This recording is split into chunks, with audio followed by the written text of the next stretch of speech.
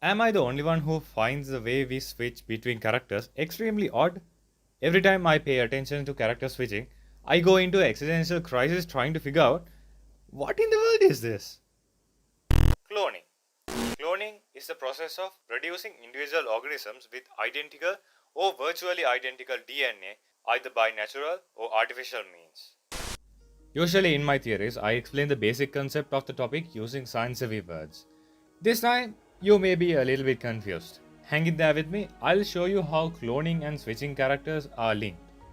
Hi, I am Megaman, and this is a piece of my madness. There are all sorts of weird animals in our world that clone themselves as their way of reproduction. For anyone under a certain age, it's called asexual reproduction. If you are under that age, what the hell are you even doing here? I talk about stuff like mental illnesses, brains exploding, and paradoxes. I mean, if you like them, who am I to judge, right? Just hit the subscribe button if you like my videos. Just hit it. Back to cloning. So yes, I was saying that most single-cell organisms split themselves to create replicas of themselves. This is what natural cloning is about. Then there is cloning in biotechnology. Here, scientists use DNA from a parent species and modify an embryo from the host species and make its DNA identical to the parent and place it back in the host to let it grow. There is a bunch of weird biology stuff done like electrocuting the embryo to force start its growth and all, but it's just too complicated and not very important here. The problem with that is, like 10% of the animal cloning survive birth. Even from that, most if not all doesn't live. An example is the sheep named Dolly from like 25 years ago, and nothing major has changed since. Same goes for human cloning. But Genshin is a fantasy world, with some limitations probably. In Genshin, we have the technology to clone humans that function like real humans and can blend into human society like nothing.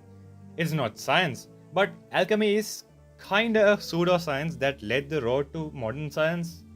Albedo and three of his theoretical brothers, Nigredo, Citronatus, and Rubedo, are perfect replicas of the same person.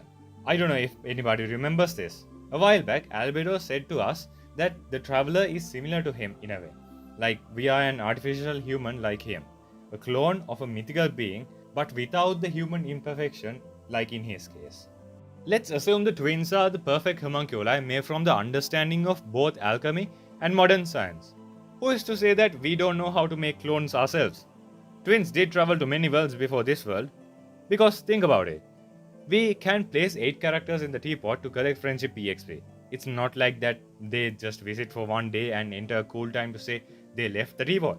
For that matter, I don't think the real characters know we have a teapot that is a portable pocket dimension with 4 separate realms, except for the adapter that is.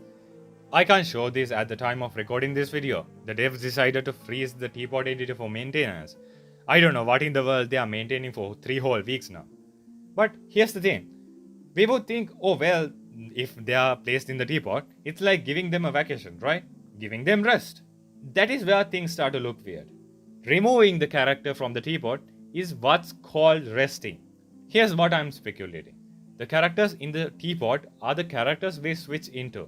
They are the clones of the original characters we get to play as. From the Unreconciled Star event quest, we got to know how Leonard's story goes and how constellations work. Constellations of each character are like reflections of themselves. So when Leonard's constellation came down crashing, others experience a fraction of his memories. Memories also contain things like skills and experiences. Hence the reason why the people affected by the meteorite felt cold. Cold is a feeling of touch, which we can't bring out like memories. Sure, we can say we felt cold that one time, but that doesn't make you suddenly shiver and sneeze out of nowhere. It's an experience share. The people in the quest fell unconscious while experiencing Leonard's memories is because simply it's not their memory. Try to force down someone else's sensory data into yourselves. You are sure to experience severe case of migraine and probably pass out from exhaustion. When we wish on a character, a meteoroid crashes down similar to how Leonard's star came crashing down. At first, my mind wanted me to stay in the conclusion that the fates are like magnets from Ice Age. These are star glitter, and this is what gives star glitter as a byproduct, making primogems essentially stars, and stars have a ridiculous level of gravitational pull, Gravitational pull of dreams cause all wish items talk about dreams. I won't confirm nor deny this, but let's leave it at that. Just because we got a piece of rock doesn't mean we get the character. If that's the case, Leonard is now a playable character for all I care.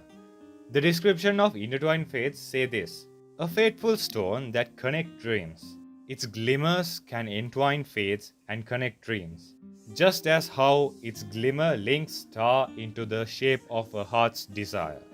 Now, if you remove your stubborn idiot glasses and look at this again, it says a lot about what I am talking about here. A fateful stone that connects dreams. The fateful stone is the fate that drags down the constellation because we wished for it. Its glimmers can entwine fates and connect dreams. Connect the memories and experiences to the body. See how it's not souls but dreams here? Just as how its glimmer links star into the shapes of heart's desire. The star, or the 160 primos gems used to make the fate, shapes the body into whatever the constellation reflects. To my understanding, the fates are like Pokeballs that manufacture and store artificial souls created by merging memories and experiences taken from the constellation. It's not exactly souls, but more of an artificial ego. It makes sense since most weapons, about 2 stars, carry their owner's past memories in them like constellations. That's why we get both weapons and characters in a wish. A quick what if scenario. We usually don't get dead people as characters, right? What if Leonard's constellation was forgotten by Celestia management while they were cleaning up complete memories? And leftover dust is what makes weapons. What I am saying is, when we wish, the constellations get intertwined with the fate to create an artificial ego. Then, when we put that fate inside an artificial body, it mirrors the original using the data in the constellation. I mean, who is there to say that constellation doesn't carry human DNA? It's like the most basic thing to carry when dealing with human psyche. This is also why the playable characters are always weaker than our original counterpart. Whatever we do, a clone can never be as strong as the original. Since the clones we are using is not the original, the person is also limited to their signature skills, because there is no creative freedom in a husk. The best example is Childe. Man, this dude has way more importance to understanding the powers of Genshin than a certain clown everyone is frothing over. Because he's both playable and a boss with connections to visions, delusions, and abyss. You can check out my vision potential to understand skills better. We get 3 weapons as a playable character in Childe, and a goddamn whale as a boss. There's got to have something fishy going on here. Traveler is strong by themselves, but not as strong as they were, so it makes sense to use elemental reactions to do strong attacks while all the other vision wielders fight with just their element without reactions. Now someone might say if the fate is the thing that makes the character, the traveler might be switching each fate inside their own body to change outer shape of their body to become that character. For that argument, here's my counter. It doesn't look anything special when you are standing still, but things start to show up when things are moving.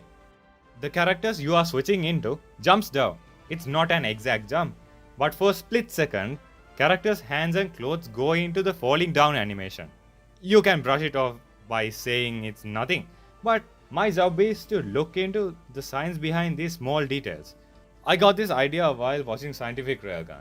There's an esper called Shirai Kuroko whose esper power is teleportation. She explains how teleporters have to calculate their exact destination with minimum error, or they might get stuck on the floor or anything in the place their body is going to teleport. This made me think that since the character switch is done so fast while moving, maybe they TP an inch or two above ground so they won't get clipped in grass. So the constellations we pull are turned into artificial egos and entwined with a clone and stored in our abyss hole of a inventory that deserves its own explanation.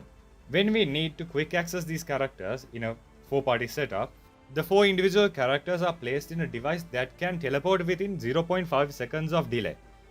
I don't know. For this part, I am just purely running on instincts, because I have no idea how our inventory works. Since we are still in control of the character, it's safe to assume we switch our soul from one body to the other when a new character takes the field. There might be some illusion BS going on since the NPCs still recognize us as Traveler, even if we are in a different character. Let's be real, unless you are in Meow City, nobody uses Traveler. Why did I even make this theory? Hoyoverse is never going to explain how we switch characters. So there will never be any solid proof. And who cares if they are clones if they can beat Abyss, right? Oh, that's enough. My head hurts. This one got progressively weirder and weirder by the minute. It's true that trivial things like this will just get hidden under the rug, like how the inventory system works. Paimon and Traveler's dialogue hints about stuff like this, but they never get explained. Anyway, hope you guys enjoyed this video. Make sure to let me know your thoughts in the comments.